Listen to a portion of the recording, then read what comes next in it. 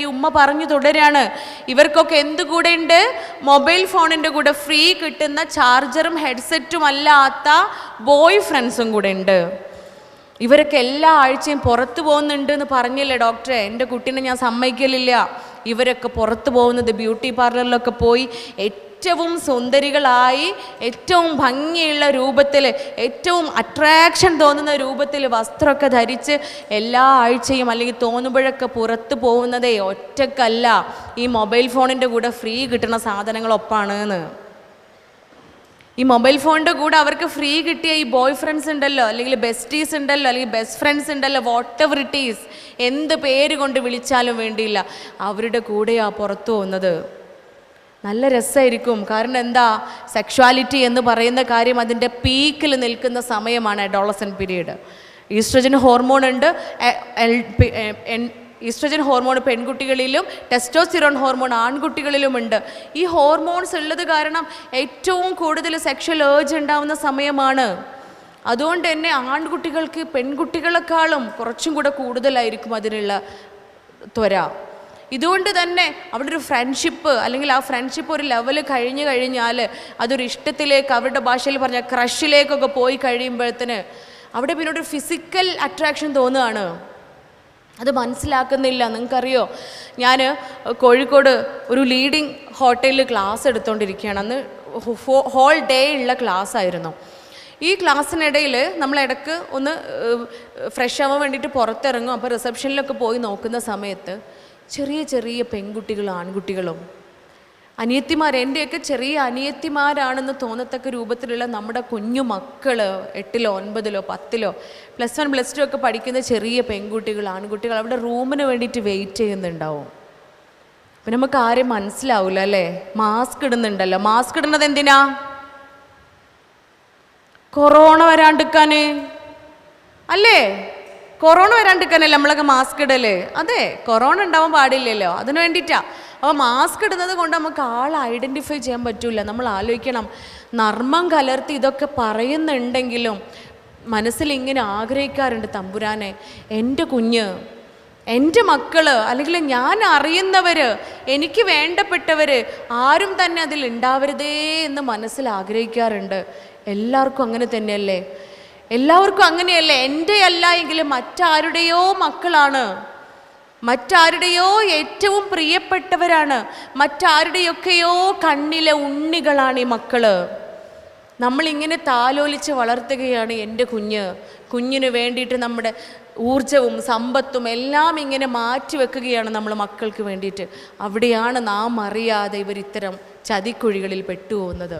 ചതിക്കുഴിയാണ്, അവരുടെ തെറ്റല്ല, അവരുടെ പ്രശ്നങ്ങളല്ല.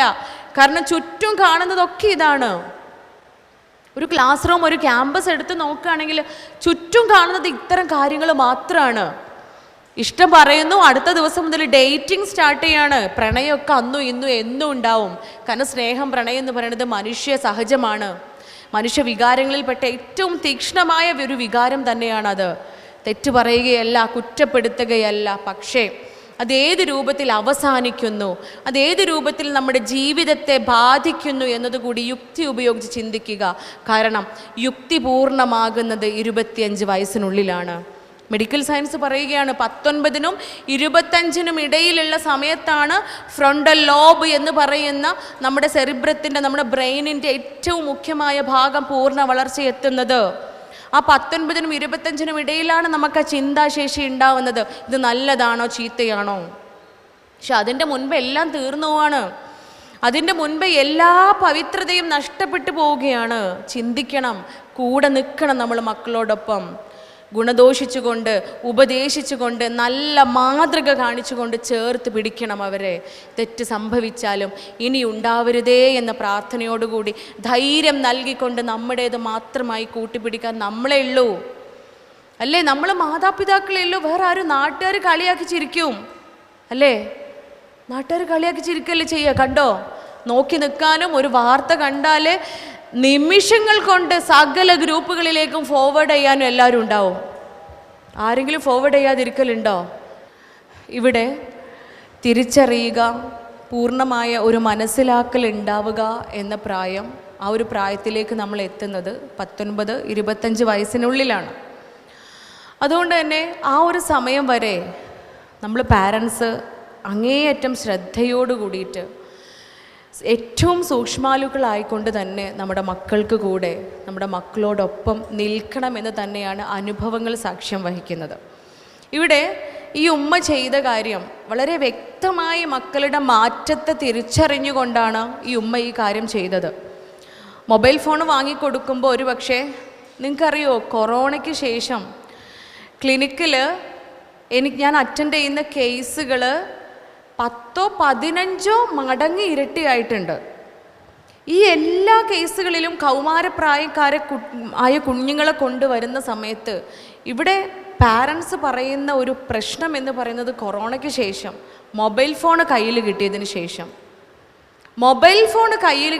ശേഷം നമുക്കറിയാം, മൊബൈൽ ഫോൺ ഇല്ലാണ്ട് എനിക്കും നിങ്ങൾക്കൊന്നും ജീവിക്കാൻ പറ്റൂല. മൊബൈൽ ഫോൺ ഇല്ലാണ്ട് ഒഴിവാക്കിയിട്ട് ജീവിക്കണം എന്നല്ല പറയുന്നത്. അത് കാലാനുസൃതമായിട്ടുള്ള ഒരു ഉപദേശമല്ല. കാരണം അത് ഒഴിവാക്കാൻ കഴിയില്ല. നമ്മൾ പുതിയ കാലഘട്ടത്തിലാണ് ജീവിക്കുന്നത്. റോബോട്ടിക്സ് യുഗമാണ്, ആർട്ടിഫിഷ്യൽ ഇൻ്റലിജൻസിൻ്റെ കാലഘട്ടമാണ്. ഒരു പക്ഷേ അടുത്ത നിങ്ങളുടെ ഫാമിലി ഗെറ്റ് ടുഗദറിന് ഇവിടെ ക്ലാസ് എടുക്കാൻ ആരും വന്നോളണമെന്നില്ല. മെറ്റാവേഴ്സ് എന്ന് പറയുന്ന ഏറ്റവും അഡ്വാൻസ്ഡ് ആയിട്ടുള്ള സയൻസിൻ്റെ സഹായത്തോട് കൂടിയിട്ട് അങ്ങ് അമേരിക്കയിലോ അന്റാർട്ടിക്കയിലോ ഒക്കെയുള്ള ആളുകൾ നിങ്ങളുടെ മുന്നിൽ വന്ന് ക്ലാസ് എടുക്കും. വിത്തൗട്ട് സ്ക്രീൻ, ഒരു സ്ക്രീനും ഇല്ലാതെ അവർ നിങ്ങളുടെ മുന്നിൽ വന്ന് ക്ലാസ് എടുക്കും. ഒരുപക്ഷെ നിങ്ങളിങ്ങനെ ഒരു ഓഡിറ്റോറിയം ബുക്ക് ചെയ്ത് ഇവിടെ വന്ന് ഇരിക്കുക പോലും ചെയ്യില്ല. നിങ്ങൾ നിങ്ങളുടെ വീട്ടിൽ, നിങ്ങളുടെ ബെഡ്റൂമിൽ, നിങ്ങളുടെ ഇടങ്ങളിൽ സ്വൈര്യമായി ഇരുന്നു കൊണ്ട്, നിങ്ങളുടെ സ്വാതന്ത്ര്യത്തോടു കൂടി ഇരുന്നു കൊണ്ട് എല്ലാവരും ഒരുമിച്ച് ക്ലാസ് കേൾക്കുന്നൊരു പ്രതീതിയിൽ ആരെ കേൾക്കാനും ശ്രവിക്കാനും സാധ്യമാകും. ഒരുപക്ഷെ റോബോട്ട്സ് ആവാൻ ക്ലാസ് എടുക്കാൻ വരുന്നത്. അത്ര അഡ്വാൻസ്ഡ് ആണ് നമ്മുടെ കാലഘട്ടം. ആർട്ടിഫിഷ്യൽ ഇൻ്റലിജൻസിൻ്റെ കാലഘട്ടമാണ്. നമ്മുടെ മക്കൾ ആൽഫ ജനറേഷനാണ്. അവിടെ വിത്തൗട്ട് സ്ക്രീൻ നമുക്ക് ജീവിക്കാൻ കഴിയില്ല. എല്ലാം സ്ക്രീനിലൂടെ തന്നെയാണ്, മൊബൈൽ ഫോണിലൂടെ തന്നെയാണ്. പക്ഷേ അതിൻ്റെ അഡ്വാൻറ്റേജസും ഡിസഡ്വാൻറ്റേജസും നമുക്ക് വ്യക്തമായി പറഞ്ഞ് മനസ്സിലാക്കി കൊടുക്കാൻ പറ്റും. ഗുണങ്ങളും ദോഷങ്ങളും മനസ്സിലാക്കുക. ഒരുപാട് നിരവധി ഗുണങ്ങളുണ്ട്. ആ ഗുണങ്ങളെയൊക്കെ നമ്മൾ ആഗിരണം ചെയ്യുക, ദോഷങ്ങളെയൊക്കെ നമ്മൾ വിട്ട് കളയണം, അല്ലേ? അതിലുള്ള ലഹരികളാണ് ഗാംബ്ലിംഗ് എന്ന് പറയുന്നത്. പുതിയ കാലഘട്ടത്തിലെ ഗാംബ്ലിംഗ് മൊബൈൽ ഫോണാണ്. അത് ഗെയിംസ് ആവാം. ഗെയിം കളിക്കുക എന്ന് പറഞ്ഞാൽ എത്ര വലിയൊരു അഡിക്ഷൻ വരെ ഉണ്ടോ? നമ്മൾ ശ്രദ്ധിക്കണം. നമ്മുടെ മക്കൾ മൊബൈൽ ഫോണിൽ ഗെയിം കളിക്കുന്നുണ്ടോ നിർബന്ധമായും നമ്മൾ സ്റ്റോപ്പ് ചെയ്യിപ്പിക്കണം. നിർബന്ധമായിട്ട് നമ്മൾ സ്റ്റോപ്പ് ചെയ്യിപ്പിക്കണത്. നമ്മൾ അന്വേഷിക്കണം, എൻ്റെ കുഞ്ഞ് ഗെയിം കളിക്കുന്നുണ്ടോ, എൻ്റെ കുട്ടി ഗെയിം കളിക്കുന്നുണ്ടോ. കാരണം ഒരു ഗെയിം കളിച്ച് നിർത്താൻ കഴിയില്ല. ഒരു ഗെയിമിൽ തോറ്റുപോയാൽ അടുത്ത ഗെയിമിൽ എന്താണെങ്കിലും എനിക്ക് ജയിക്കണം എന്നുള്ള വാശിയാണ് ഉണ്ടാവുക. ഒരു ഗെയിമിൽ ജയിച്ചാലോ, ഞാനിവിടെ ജയിച്ചില്ലേ, അടുത്തതിൽ ഞാൻ ജയിക്കും, അല്ലേ? ഇത് നിർത്താൻ കഴിയാതെ ഇങ്ങനെ തുടർന്ന് പോകുന്നൊരു ലഹരിയാണ്. അതുകൊണ്ട് ഗെയിം ഒരിക്കലും മക്കളെ കളിക്കാൻ പ്രോത്സാഹിപ്പിക്കരുത്, അനുവദിക്കരുത്, നിർത്തിപ്പിക്കണം. അതുപോലെ തന്നെയാണ് മൊബൈൽ ഫോണിലുള്ള മറ്റെല്ലാ ചാറ്റും കാര്യങ്ങളൊക്കെ. സ്നാപ്ചാറ്റ് എന്ന് പറയുന്ന ഒരു ആപ്ലിക്കേഷൻ തന്നെ എന്തിനാ? ഒരു പെൺകുട്ടി വന്നപ്പോൾ പറഞ്ഞത് സ്നാപ്ചാറ്റിനെ പറ്റി അവളാണ് എനിക്ക് വിശദമായിട്ട് പറഞ്ഞ് മനസ്സിലാക്കി തന്നത്. നമുക്ക് വെറുതെ ഇങ്ങനെ ഇരിക്കുമ്പോൾ, ബോറടിച്ചിരിക്കുമ്പോൾ അതിൽ കുറേ ആളുകളുണ്ടാവും, എന്നെ പോലെ ബോറടിക്കണ കുറേ ആളുകൾ അതിലുണ്ടാവും. അവർ തമ്മിൽ ഹായ് എന്ന് പറഞ്ഞിട്ട് അങ്ങനെ സംസാരിച്ച് തുടങ്ങും. പിന്നെ ബന്ധം തുടങ്ങും. പിന്നെ ബന്ധം അങ്ങനെ നിമിഷങ്ങൾ മതി. ഇന്ന് രാവിലെ ഹായ് എന്ന് പറഞ്ഞാൽ രാത്രി ആകുമ്പോഴത്തേനും അവരുടെ ബന്ധം വേറെ ലെവലിൽ എത്തിയിട്ടുണ്ടാവും. കാരണം പ്രായം അതാണ്, കുറ്റപ്പെടുത്തല്ല, പ്രായം അതാണ്. ആ പ്രായത്തിൻ്റെ പ്രശ്നമാണത്, ആ ഹോർമോൺസിൻ്റെ പ്രശ്നം മാത്രമാണത്. അവിടെ കണ്ടുപിടിക്കണമെങ്കിൽ പ്രിക്കോഷൻ വെക്കുക എന്നതാണ്, തടയിണ ഇടുക എന്നതാണ്, ആ ഒരു അവസരത്തിലേക്ക് സാഹചര്യം ഒരുക്കാതിരിക്കുക എന്നതാണ് നമ്മൾ ചെയ്യേണ്ടത്. പഠിക്കാൻ ഫോൺ വേണ്ടി വരും, അല്ല ആപ്ലിക്കേഷൻസ് ഒക്കെ ഫോണിലായിരിക്കും വരുന്നത്. പക്ഷെ ബോധ്യപ്പെടുത്തി കൊടുക്കുക, മൊബൈൽ ഫോൺ എന്തിനാ? പഠിക്കാനാണ്. ഈ സമയം പഠിക്കാനുള്ളതാണ്. കുറച്ചും കൂടെ കഴിഞ്ഞാൽ പഠനം നമ്മെ തേടി വരൂല. പഠിക്കേണ്ട സമയത്ത് പഠിക്കുക. സ്വന്തം കാലിൽ നിൽക്കത്തക്ക രീതിയിൽ പഠിച്ച് മുന്നേറുകയാണ് ചെയ്യേണ്ടത്, അല്ലേ? സ്വന്തം കാലിൽ നിൽക്കണം. ഒരാളുടെ മുന്നിലും നമ്മൾ സഹായത്തിനോ അല്ലെങ്കിൽ അവരുടെ ഡിപ്പെൻഡ് ചെയ്യാൻ, അവരെ പ്രതീക്ഷിച്ചു കൊണ്ടോ നിൽക്കേണ്ട സാഹചര്യം ഉണ്ടാവരുത്. എസ്പെഷ്യലി പെൺകുട്ടികൾ ഏറെയും പെണ്ണാണെങ്കിലും ആണാണെങ്കിലും പഠനം അത്രയേറെ ഇമ്പോർട്ടൻ്റ് ആയിട്ടുള്ള കാര്യമാണ്. ഇപ്പോൾ പഠിക്കേണ്ട സമയമാണ് അഡോളസെൻ്റ് പീരീഡ്, കൗമാരപ്രായം. ആ സമയത്ത് പഠിക്കുക. മറ്റെല്ലാ ചിന്തകളും പഠനത്തിൽ നിന്ന് നമ്മെ വ്യതിചലിപ്പിക്കും, അത് ഉറപ്പാണ്. കാരണം നമ്മുടെ തലച്ചോറിൻ്റെ നിർമ്മിതി തന്നെ അങ്ങനെയാണ്. ഒരേ സമയത്ത് ഒന്നിലേക്ക് കോൺസെൻട്രേറ്റ് ചെയ്യുമ്പോൾ മറ്റൊന്ന് വിഷ്വലൈസ് ചെയ്യാൻ നമുക്ക് പറ്റൂല. ആ ഒരു സ്നേഹം എന്ന് പറഞ്ഞാൽ അങ്ങനെയാണ്, മറ്റെല്ലാ സ്നേഹങ്ങളെക്കാളും. അതുകൊണ്ടല്ലേ വിവാഹം കഴിഞ്ഞ ആ നിമിഷത്തിൽ നമ്മുടെ ജീവിതം മുഴുവൻ പരസ്പരം സംസാരിച്ച് തീർക്കും അല്ലേ? വിവാഹം കഴിഞ്ഞ് അന്ന് ഇണകൾ തമ്മിൽ, ആണും പെണ്ണും തമ്മിൽ എല്ലാ കാര്യങ്ങളും, ജീവിതത്തിലുണ്ടായ A to Z, ജനനം മുതൽ ആ നിമിഷം വരെയുള്ള എല്ലാ കാര്യങ്ങളും പരസ്പരം പങ്കുവെക്കും. എന്തേ? അത്ര നാൾ നമ്മളെ കൂടെ ഉമ്മയുപ്പ ഉണ്ടായിരുന്നില്ലേ, സഹോദരങ്ങൾ ഉണ്ടായിരുന്നില്ലേ, കൂട്ടുകാരുണ്ടായിരുന്നില്ലേ, ഈ ബെസ്റ്റീസ് ഉണ്ടായിരുന്നില്ലേ, ഫ്രണ്ട്സ് ഉണ്ടായിരുന്നില്ലേ? അവരോടൊന്നും പങ്കുവെക്കാത്ത കാര്യങ്ങൾ പോലും നമ്മൾ ഏറ്റവും പ്രിയപ്പെട്ടവനോട് നമ്മൾ പങ്കുവെക്കും. അതാണ് ആൺ പെൺ ബന്ധം എന്ന് പറയുന്നത്. അത് ആണും ആണും തമ്മിലുള്ള ബന്ധം പോലെയല്ല, പെണ്ണും പെണ്ണും തമ്മിലുള്ള ബന്ധം പോലെയല്ല. കാരണം ആണും ആണും തമ്മിലുള്ള ബന്ധത്തിനോ പെണ്ണും പെണ്ണും തമ്മിലുള്ള ബന്ധത്തിനോ സയൻറ്റിഫിക്കലി യാതൊരു തെളിവുകളുമില്ല. മെഡിക്കൽ സയൻസ് പ്രകാരം ലെസ്ബിയനിസം അല്ലെങ്കിൽ ഗേയിസം എന്ന് പറയുന്ന ഒരു തിയറി ഇല്ല. ദാറ്റ് ഈസ് ക്രോമസോംസോ ജീൻസോ ഇല്ല. അത് തികച്ചും മാനസികപരമായിട്ടുള്ള ഒരു അസുഖം മാത്രമാണ്. അമേരിക്കൻ സൈക്യാട്രിയിൽ DSM-5 കാറ്റഗറിയിൽ പെടുത്തിയ ഒരു മാനസിക രോഗമായിരുന്നു ഈ സെയിം സെക്സിനോടുള്ള അട്രാക്ഷൻ എന്ന് പറയുന്നത്. ആണിനും ആണിനും പരസ്പരം സ്നേഹം തോന്നുന്നതും പെണ്ണിനും പെണ്ണിനും പരസ്പരം സ്നേഹം തോന്നുന്നതും ഒരു സൈക്യാട്രിക് പ്രോബ്ലം ആയിരുന്നു, ഒരു മാനസിക വിഭ്രാന്തിയായിരുന്നു. പക്ഷേ അവരിൽ ഉണ്ടായിരുന്ന പ്രഷർ കാരണം ഈ ലെസ്ബിയൻസും ഹോമോസെക്ഷുവാലിറ്റി ഉള്ള ആ നാട്ടിലെ ആളുകൾ അങ്ങേയറ്റം പ്രഷർ കൊടുത്തതിൻ്റെ ഭാഗമായിട്ട് അവർ ആ കാറ്റഗറിയിൽ നിന്നും അത് ഒഴിവാക്കി. അത് വ്യക്തമാണ്, തെളിവുകളോട് കൂടിയിട്ട് നിങ്ങൾക്ക് ഗൂഗിൾ ചെയ്ത് നോക്കിയാൽ വ്യക്തമായിട്ട് അത് മനസ്സിലാക്കാൻ പറ്റും. അതല്ലേ ജെൻഡർ ന്യൂട്രാലിറ്റിയുടെ പേരിൽ ഇപ്പോൾ നമ്മുടെ മക്കൾക്കുള്ളിലൊക്കെ ഇങ്ങനെ വിഹരിച്ചു കൊണ്ടിരിക്കുന്നത് അല്ലേ? എന്താണ് ജെൻഡർ ഈക്വാലിറ്റിയും ജെൻഡർ ന്യൂട്രാലിറ്റിയും തമ്മിലുള്ള വ്യത്യാസം? നമ്മൾ മനസ്സിലാക്കണം. Gender equality is there. Gender equality എപ്പോഴും വേണം. ആണിനും പെണ്ണിനും തുല്യ അവകാശം തന്നെയാണ് വേണ്ടത്. കാരണം സൃഷ്ടിപ്പ് പോലും തുല്യ അവകാശത്തോട് കൂടിയിട്ടാണ്. ആണിനും പെണ്ണിൽ നിന്നും തുല്യമായിട്ടാണ് ഒരു മനുഷ്യൻ ഉണ്ടായിട്ടുള്ളത്. അതുകൊണ്ട് എല്ലായിടത്തും തുല്യ അവകാശം നമുക്ക് എപ്പോഴും വേണം. അതല്ല ജെൻഡർ ന്യൂട്രാലിറ്റി. ജെൻഡർ ന്യൂട്രാലിറ്റി എന്ന് പറഞ്ഞാൽ എന്താ? ഞാൻ പെണ്ണാണ്, ഞാൻ ഇപ്പം നിങ്ങളടുത്ത് പ്രഖ്യാപിക്കുകയാണ്, ഈ നിമിഷം മുതൽ ഡോക്ടർ ഫർഹാൻ നൗഷാദ് ആണാണ്. എന്നെ ചോദ്യം ചെയ്യാൻ വരാൻ ആർക്കും അവകാശമില്ല. എന്നെ ജനിപ്പിച്ച് വളർത്തി വലുതാക്കിയ എൻ്റെ പാരൻസിനില്ല.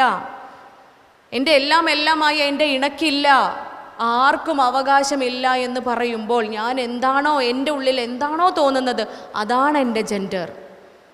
അതാണ് എൻ്റെ ജെൻഡർ എന്ന് പറയുന്നതിൽ ഉറച്ചങ്ങ് നിൽക്കുക. അതാണ് ജെൻഡർ ന്യൂട്രാലിറ്റി. ആണെന്നോ പെണ്ണെന്നോ വ്യത്യാസങ്ങളില്ല.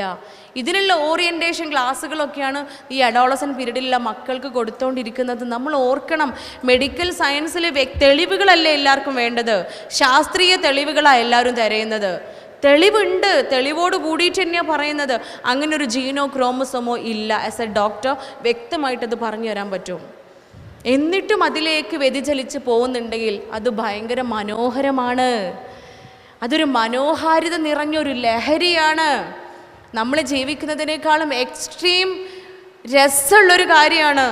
അതുകൊണ്ടാണ് അതിലേക്ക് അട്രാക്റ്റഡ് ആയി പോകുന്നത്, അതുകൊണ്ടാണ് അതിലേക്ക് ആകൃഷ്ടരായി പോകുന്നത്. അതിൻ്റെ ഒരു പരിണിത ഫലം എന്താണ്, സമീപ ഭാവിയിൽ തന്നെ നമ്മുടെ ജീവിതത്തിൽ ഉണ്ടാവാൻ പോകുന്ന പ്രശ്നങ്ങൾ എന്തൊക്കെയാണ്, അതിനെക്കുറിച്ചൊന്നും ചിന്തിക്കുന്നില്ല. അതും നമ്മളാണ് പറഞ്ഞു കൊടുക്കേണ്ടത്. അതൊരു കൗൺസിലറേക്കാളും ഡോക്ടറെക്കാളും ആരെക്കാളും ഏറ്റവും കൂടുതൽ മക്കളെ ചേർത്ത് പിടിച്ച് പറഞ്ഞു കൊടുക്കാൻ അവകാശമുള്ളത് അത് മറ്റാർക്കുമല്ല, അമ്മയ്ക്കും അച്ഛനും തന്നെയാണ്. അമ്മയേക്കാൾ മനോഹരമായൊരു കൗൺസിലർ വേറെ എവിടെയുള്ളത്? അമ്മയെക്കാളും മനോഹരമായൊരു കൗൺസിലർ വേറെ ഇല്ല. ചേർത്ത് പിടിച്ച് പറഞ്ഞു കൊടുക്കണം, കൂടെ ഇരുത്തി മക്കൾക്ക് പറഞ്ഞ് മനസ്സിലാക്കി കൊടുക്കണം. പറ്റുന്നില്ല എങ്കിൽ മാത്രമേ നമ്മൾ ഡോക്ടർമാരെയും കൗൺസിലർമാരെയും അപ്രോച്ച് ചെയ്യാൻ പാടുള്ളൂ. നമ്മളൊരു ശ്രമം നടത്തുമ്പോഴോ മറ്റാര് പറഞ്ഞു കൊടുക്കുന്നതിനേക്കാളും കുഞ്ഞുങ്ങളുടെ ഹൃദയത്തിനകത്തേക്ക് അത് കയറും. അവിടെ മാതൃകയാവുക. നല്ല പാഠങ്ങൾ പഠിപ്പിക്കുക.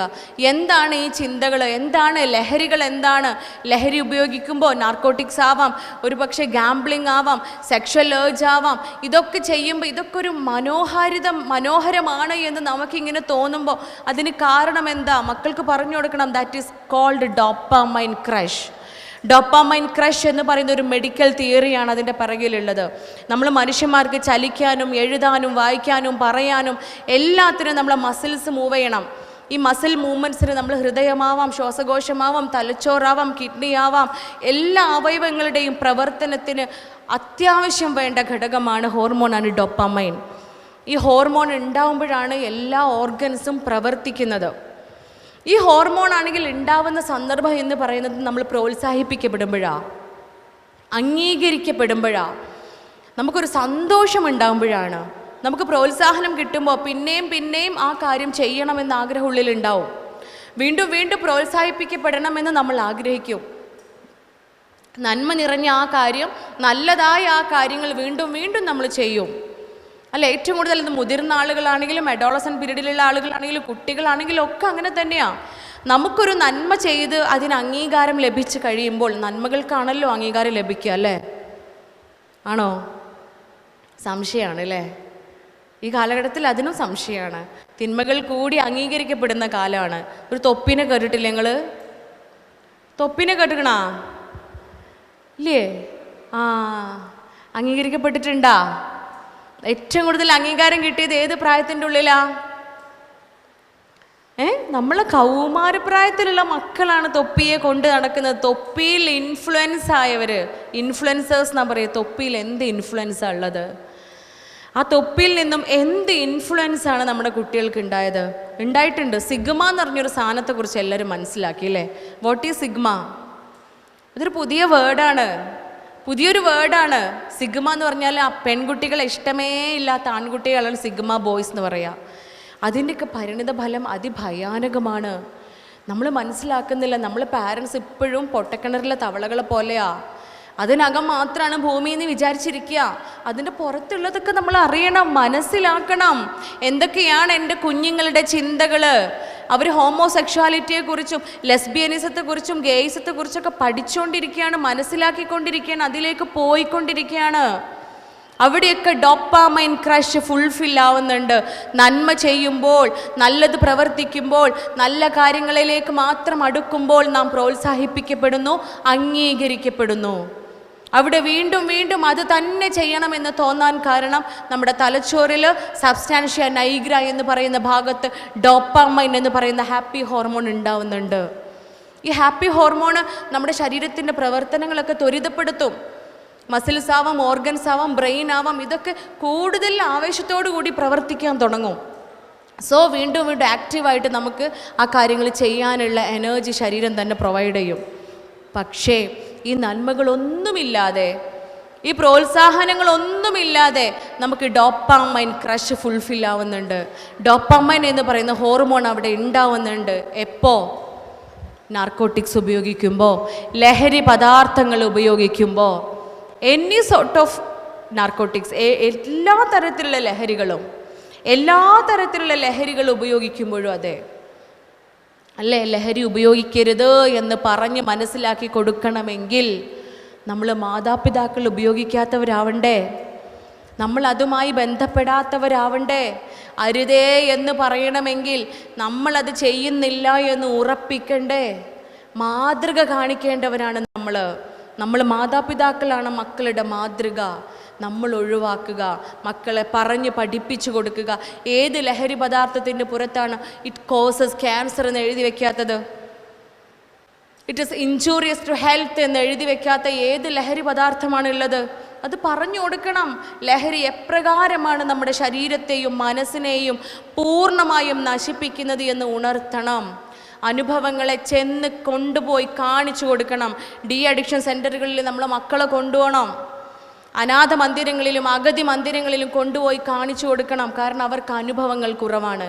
അവരുടെ അനുഭവങ്ങൾ മുഴുവൻ കാഴ്ചയും കേൾവിയുമാണ്. അല്ലേ? മൊബൈൽ ഫോണിലാണ് എപ്പോഴും, ഷോർട്സാണ്, ഷോർട്ടായിട്ടുള്ള അനുഭവങ്ങൾ മാത്രമാണ് അവർക്കുള്ളത്. ബാക്കിയൊന്നും മക്കൾ കാണുന്നില്ല. അതുകൊണ്ട് നമ്മൾ കൊണ്ടുപോയി ഇൻറ്റൻഷനലി അവരുമായിട്ട് മാസത്തിൽ ഒരിക്കൽ അല്ലെങ്കിൽ 2 ആഴ്ചയിൽ ഒരിക്കൽ അല്ലെങ്കിൽ ആഴ്ചയിൽ ഒരിക്കൽ കൊണ്ടുപോയി കാണിക്കുക. ഡി അഡിക്ഷൻ സെൻ്ററുകളിൽ കൊണ്ടുപോവുക, പാലിയേറ്റീവ് സെൻറ്റേഴ്സുകളിൽ കൊണ്ടുപോവുക, അഗതി മന്ദിരങ്ങളിലും അനാഥാലയങ്ങളിലും കൊണ്ടുപോവുക. പ്രയാസപ്പെടുന്നവരെയും കഷ്ടപ്പെടുന്നവരെയും കാണിച്ചു കൊടുക്കുക. ഉപദേശങ്ങൾ ആ കാഴ്ചയിലൂടെ പകർന്നു നൽകിക്കൊണ്ട് നമ്മൾ നൽകുക. പറഞ്ഞു കൊടുക്കണ്ട, പകർന്ന് നൽകിക്കൊണ്ട് അവരെ ഉണർത്തുകയാണ് ചെയ്യേണ്ടത്. അതാണ് ലഹരികൾ. അത് ഡോപ്പമൈൻ ക്രഷ് അവിടെ ഫുൾഫിൽ ചെയ്യുന്നുണ്ട്. രണ്ടാമത്തേതാണ് ഗാംബ്ലിങ്. നേരത്തെ പറഞ്ഞ mobile phone, it's a kind of ചൂതാട്ടം. അത് ചൂതാട്ടം തന്നെയാണ് മൊബൈൽ ഫോൺസ്. നേരത്തെ പറഞ്ഞ പോലെ ഗെയിംസ് കളിച്ചു തുടങ്ങിയ പിന്നെ നിർത്താൻ പറ്റൂല അല്ലേ? 1 2 റീല് കണ്ട് തരാം ഉമ്മ എന്ന് പറഞ്ഞിട്ട് ഉമ്മാൻ്റെ അടുത്തത് മൊബൈൽ ഫോൺ വാങ്ങും. 2 റീല് കാണേണ്ട അടുത്ത് 200ാമത്തെ റീല് കണ്ടിട്ടായിരിക്കും നമുക്ക് ബോധം വരുന്നത്, 200 ആയി എന്നുള്ള ബോധം ഇല്ലേ?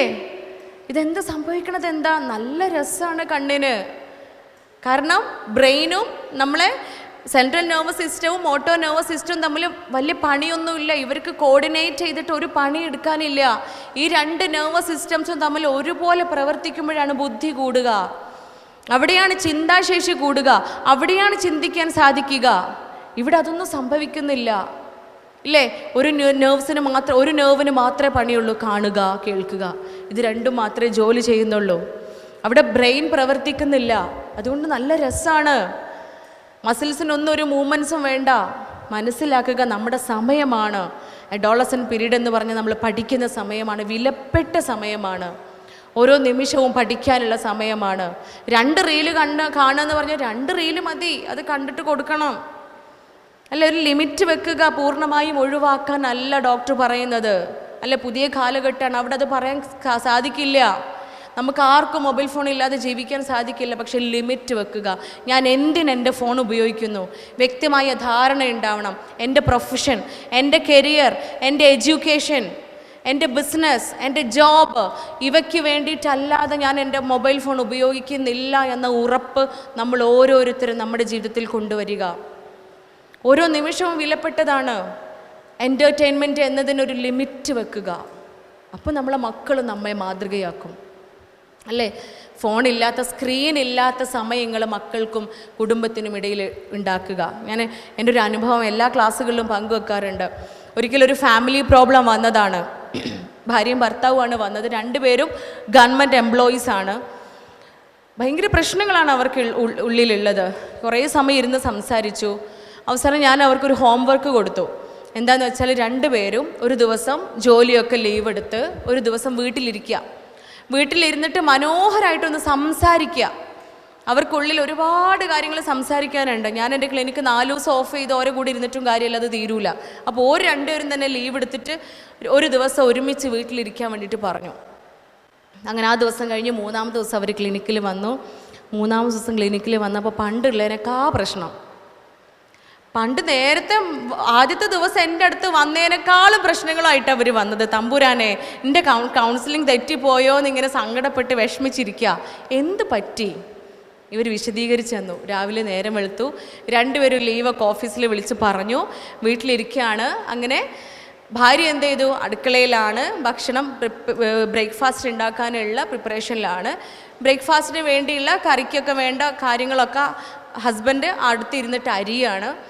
അങ്ങനെ സംസാരിക്കണമല്ലോ, ഒരുപാട് കാലങ്ങളായിട്ട് സംസാരിക്കാതെ വെച്ചൊരു കാര്യമുണ്ട്. ഈ വൈഫിനൊരു പ്രമോഷൻ വന്നിട്ടുണ്ട്. ആ പ്രമോഷൻ്റെ കാര്യം സംസാരിക്കാൻ വേണ്ടിയിട്ട്, പ്രമോഷൻ വിത്ത് ട്രാൻസ്ഫറാണ്. സോ ആ കാര്യം തൻ്റെ ഇണയുടെ അടുത്ത് സംസാരിച്ചിട്ടുണ്ടായിരുന്നില്ല. അപ്പോൾ ആ കാര്യം പങ്കുവയ്ക്കാൻ വേണ്ടിയിട്ട് ഇവർ തുടങ്ങുകയാണ്. അങ്ങനെ ഈ പ്രമോഷൻ്റെ കാര്യങ്ങൾ ഒന്നൊന്നായി ഇങ്ങനെ പറഞ്ഞു തുടങ്ങി. പറയുന്നതിനനുസരിച്ച് മൂപ്പർ അവിടെ നിന്ന് മൂളുന്നുണ്ട്. എന്ന് പറഞ്ഞിട്ട് മൂളം കേൾക്കുന്നുണ്ട്. അപ്പോൾ മൂളൽ കേൾക്കുമ്പോൾ നമുക്ക് എന്താ, കേൾക്കുന്നുണ്ട് എന്നതിൻ്റെ ഒരു സൈനാണല്ലോ മൂളുക എന്ന് പറയുന്നത്.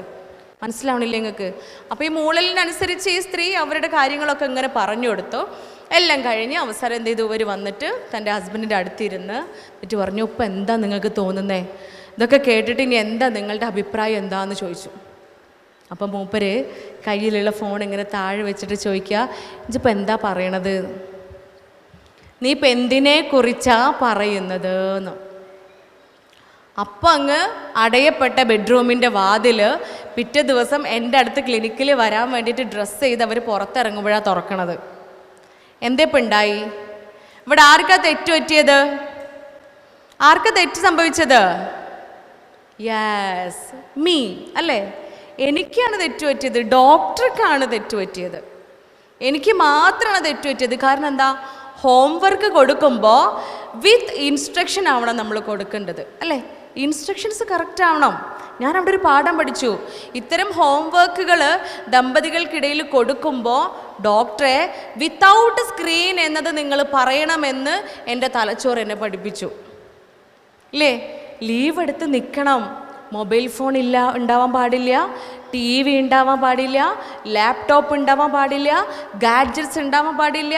വിത്തൗട്ട് സ്ക്രീൻ, ഒരു സ്ക്രീനുകളും ഇല്ലാതെ നിങ്ങൾ രണ്ടുപേരും ലീവ് എടുത്ത് വീട്ടിൽ നിൽക്കണമെന്ന് അന്ന് മുതൽ ഇന്ന് വരെ ഞാൻ പറയാൻ തുടങ്ങി. അല്ലേ? അല്ലെങ്കിൽ പ്രശ്നം ഗുരുതരമാവും. ഈ മൊബൈൽ ഫോൺ തന്നെയാണ് ഒട്ടുമിക്ക പ്രശ്നങ്ങളുടെയും കാരണം. അല്ല, ഒട്ടുമിക്ക പ്രശ്നങ്ങളുടെയും കാരണം അത് തന്നെയാണ്. നമ്മുടെ അഭിവാജ്യ ഘടകമാണ് mobile phone. Without mobile phone we can't live. അങ്ങനെയാണ് നമ്മളേക്ക് അവസ്ഥ. പക്ഷേ ലിമിറ്റ് വെക്കുക. വീടിനുള്ളിൽ മൊബൈൽ ഫോൺ ഇല്ലാതെ ഉമ്മയും ഉപ്പയും മക്കളും വല്യമ്മയും വല്യപ്പയും മാത്രമുള്ള കുറച്ച് നിമിഷങ്ങൾ, ഒരു 1/2 മണിക്കൂറെങ്കിലും വീട്ടിലുണ്ടാക്കുക. 1/2 മണിക്കൂർ മതി, ദാറ്റ്സ് ഇനഫ്. 1/2 മണിക്കൂർ മതി, കൂടുതൽ പറയുന്നില്ല. 1/2 മണിക്കൂർ മൊബൈൽ ഫോൺ ഇല്ലാതെ സ്വിച്ച് ഓഫ് ആക്കി വെക്കുക, മാറ്റി വയ്ക്കുക. ഒരു സ്ക്രീനും ഇല്ലാതെ മക്കളും അമ്മയും അച്ഛനും മുത്തശ്ശിയും മുത്തശ്ശനും ഒരുമിച്ചിരുന്ന് സംസാരിക്കുക. എന്ത് രസമായിരിക്കും എന്നറിയോ? അവിടെ ഉള്ളിലുള്ളതൊക്കെ സബ് കോൺഷ്യസ് മൈൻഡിലേക്ക്, ഉപബോധ മനസ്സിലേക്ക് മാറ്റി വയ്ക്കപ്പെട്ട കാര്യങ്ങൾ കൂടി പുറത്തെടുത്ത് നമ്മൾ സംസാരിക്കും, പങ്കുവയ്ക്കപ്പെടും.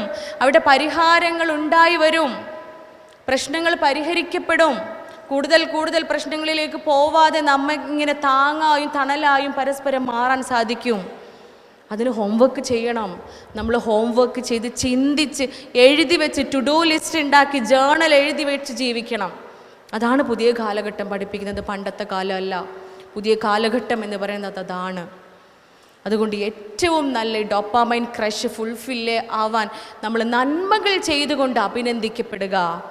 അവിടെ നാർക്കോട്ടിക്സ് ആകരുത്, ഗാംബ്ലിങ് ആവരുത്, മൊബൈൽ ഫോണിലൂടെ ഉണ്ടാവുന്ന ചതിക്കുഴികളിൽ പെട്ടുപോയിട്ടാവരുത്. നമുക്കറിയാമല്ലേ, ഈ പ്രേമബന്ധങ്ങളിൽ പെട്ടുപോയാൽ എന്തുകൊണ്ട് പഠനം ഇല്ലാണ്ടാവണോ? മാത്തമാറ്റിക്സിന് മാർക്കൊക്കെ കുറഞ്ഞ് നമ്മൾ തീരെ മാർക്കില്ലാണ്ട് വരികയായിരിക്കും. ബസ്സിൽ നിന്ന് മുഴുവൻ നമ്മൾ എന്താ വിചാരിക്കുക? ഞാനിത് തീവ്ര പഠന യജ്ഞമായിരിക്കും, പഠിച്ച അടുത്ത എക്സാം ഞാൻ ഫുൾ മാർക്ക് വാങ്ങും, ഇല്ലേ? കണക്കിന് അടുത്ത എക്സാം ഞാൻ ഫുൾ മാർക്ക് വാങ്ങുമെന്നൊക്കെ വിചാരിക്കും. ബസ്സിൽ വീട്ടിലെത്തുമ്പോഴാണ് ഉമ്മാൻ്റെ ഫോൺ കാണുക അല്ലേ? ആ ഫോണർ കിട്ടുന്നതോട് കൂടിയിട്ട് മാർക്ക്, എന്ത് മാർക്ക്? ഫോണിൽ നമുക്കത് ശരിക്കും ഫീൽ ചെയ്യാൻ പറ്റും. മൊബൈൽ ഫോൺ എടുത്ത് 2 റീൽസ് കണ്ടാൽ മതി, നമ്മൾ അതുവരെ മെനഞ്ഞു കൂട്ടിയ ആ ഒരു സ്വപ്നം ഉണ്ടല്ലോ, ഒരു ലക്ഷ്യം, അതങ്ങ് ഇല്ലാണ്ടായി ചോർന്ന് പോകുന്നത് നമുക്ക് ഫീൽ ചെയ്യാൻ പറ്റും. അതാണ് അവിടെ സംഭവിക്കുന്നത്. ഓർക്കുക, ആ ഗ്യാംബ്ലിങ്ങിൽ നമ്മൾ പെട്ടുപോകാതിരിക്കുക. മൂന്നാമത്തത് ഈ സെക്ഷുവാലിറ്റിയാണ്. ഈ പിയർ ഗ്രൂപ്പിൽ ഉണ്ടാവുന്ന ബന്ധങ്ങൾ, അതെന്തുകൊണ്ട് ഇങ്ങനെ വഴിതെറ്റി പോകുന്നു? അതൊരു ചോദ്യമല്ലേ? പണ്ട് കാലങ്ങളിൽ ഉണ്ടായിരുന്ന പ്രണയങ്ങൾ ഇങ്ങനെയായിരുന്നോ? അല്ല, ഒരിക്കലും അല്ല. അതൊക്കെ ദിവ്യ പ്രണയങ്ങളായിരുന്നു. വിവാഹം കഴിക്കാൻ വേണ്ടിയിട്ട് കാത്തിരിക്കും, നമുക്ക് പവിത്രമായതെല്ലാം പവിത്രമാക്കി തന്നെ വച്ചുകൊണ്ട് കാത്തിരിക്കും. അതില്ലേ, കാത്തിരിപ്പില്ലേ, കാത്തിരിപ്പിന് പ്രസക്തിയേ ഇല്ല. എത്ര കേസുകളാണ് നമ്മൾ കാണുന്നത്, കേൾക്കുന്നത്. സംരക്ഷിക്കുക നമ്മുടെ ശരീരവും നമ്മുടെ മാനവും നമ്മുടെ അന്തസ്സും, ആൺകുട്ടികളും പെൺകുട്ടികളും സംരക്ഷിക്കുക. പഠിക്കേണ്ട സമയത്ത് പഠിക്കുക, സ്വന്തം കാലിൽ നിൽക്കത്തക്ക രൂപത്തിലുള്ള വിദ്യാഭ്യാസം നേടിയെടുക്കുക, ഉയരങ്ങൾ കീഴടക്കുക. ഏറ്റവും നല്ല രീതിയിൽ നല്ലവളെന്ന് പറയിപ്പിക്കാൻ ഭയങ്കര പ്രയാസമാണ് അല്ലേ? നല്ലവളാണ്. നടന്നു പോകുമ്പോൾ ആളുകൾ പറയണം, ഇന്ന ആളുടെ മകളാണ് നടന്നു പോകുന്നത്, എന്ത് നല്ല കുട്ടിയാണെന്നറിയാവോ? അല്ലെ? നേരത്തെ പറഞ്ഞ പോലെ ഒരു മെസ്സേജ് കണ്ടാൽ ഫോർവേഡ് ചെയ്യാൻ എല്ലാവരും ഉണ്ടാവുള്ളൂ. സകല ഗ്രൂപ്പുകളിലേക്കും നിമിഷങ്ങൾ കൊണ്ട് നമ്മൾ ഫോർവേഡ് ചെയ്യും. ഫോർവേഡ് മെനി ടൈംസ് എന്ന് പറഞ്ഞിട്ടാണ് പിന്നെ നമ്മൾ ആ മെസ്സേജസ് കാണുക അല്ലേ? അതുകൊണ്ട് നമ്മെ പ്രൊട്ടക്റ്റ് ചെയ്യാനും സംരക്ഷിക്കാനും ഒരു നാട്ടുകാരും ഉണ്ടാവില്ല. നമ്മുടെ മക്കൾക്ക് നമ്മളെ കാണൂ.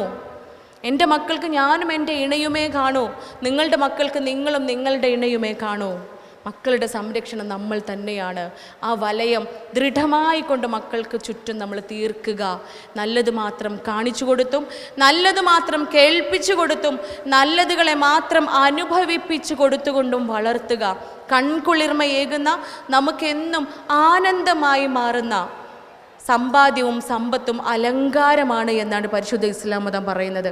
ശരിയാണ്, അലങ്കാരം തന്നെയാണ്. സമ്പത്തും സന്താനങ്ങളും നമുക്ക് അലങ്കാരമായി മാറാൻ കുറച്ച് പണിയെടുക്കണം, കുറച്ച് നമ്മൾ കഷ്ടപ്പെടണം. ആ രൂപത്തിൽ മനോഹരമായ കുടുംബജീവിതം നമുക്കും നമ്മുടെ മക്കൾക്കും സാധ്യമാറുമാവട്ടെ എന്ന് ആത്മാർത്ഥമായി പ്രാർത്ഥിച്ചുകൊണ്ട് ആശംസിച്ചുകൊണ്ട് നന്ദി, നമസ്കാരം.